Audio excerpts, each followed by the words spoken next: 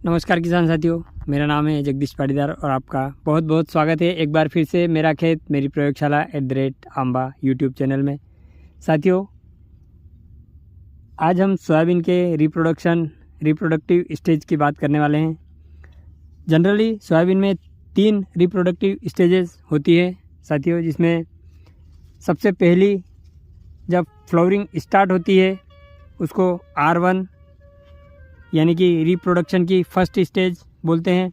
Second होती है R2 यानी कि जब 50% फ्लावरिंग हो चुकी होती है उसे R2 स्टेज बोलते हैं। और थर्ड होती है जब फ्लावरिंग एंड हो रही होती है और गर्भधारण की प्रक्रिया चल रही होती है। फूल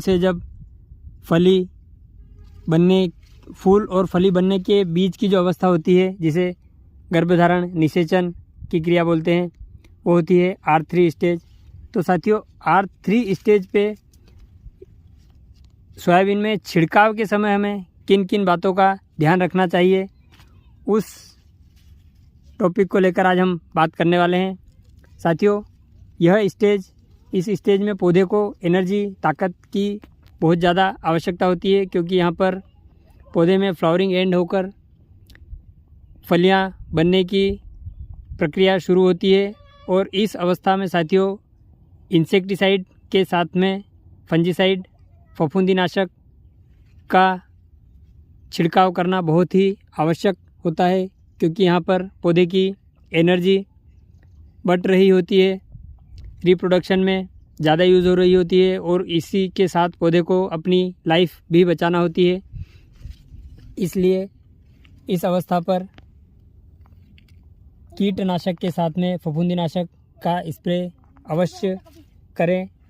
और यहाँ पर हमने इस सोयाबीन में फफूंदीनाशक के रूप में प्रोपिकोनाजोल लिया है। इसके साथ में साथियों कीट व्याधियों का नुकसान तो हमें स्पष्ट खुली आंख से दिखाई देता है।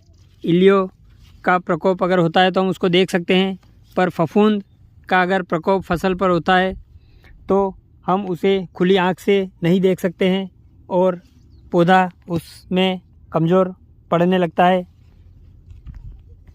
इसलिए R3 स्टेज पर फफूंदीनाशक का स्प्रे अवश्य करें। फफूंदीनाशक में आप हेक्साकोनाजोल, प्रोपिकोनाजोल, एजोक्सिस्ट्रोबिन, डाइफेनोकोनाजोल इस प्रकार के फंजीसाइड्स का उपयोग कर सकते हैं। प्रोपिकोनाजोल 1 ml प्रति लीटर पानी के अनुसार लिया है। साथ में इंसेक्टिसाइड के रूप में यहाँ पर हमने प्रोफेनोफॉस 50 2 ml पर लीटर पानी के अनुसार, उसके साथ में इमामेक्टिन बेंजोएट 1.9% लिक्विड की 1 ml प्रति लीटर पानी के अनुसार छिड़काव में हमने यहाँ पर लिया है। और साथ में साथियों चिपको स्टिकर एक्टिवेटर डालना बिल्कुल भी न भूलें, जो कि आपके स्प्रे को पौधों की पत्तियों पर फैलाने और चिपकाने का काम करता है।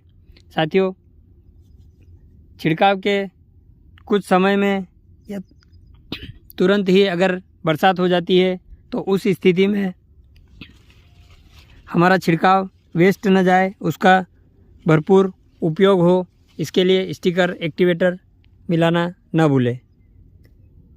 इसी के साथ अंत करते हैं आज के इस वीडियो का। धन्यवाद। राधे राधे। आपका दिन शुभ हो।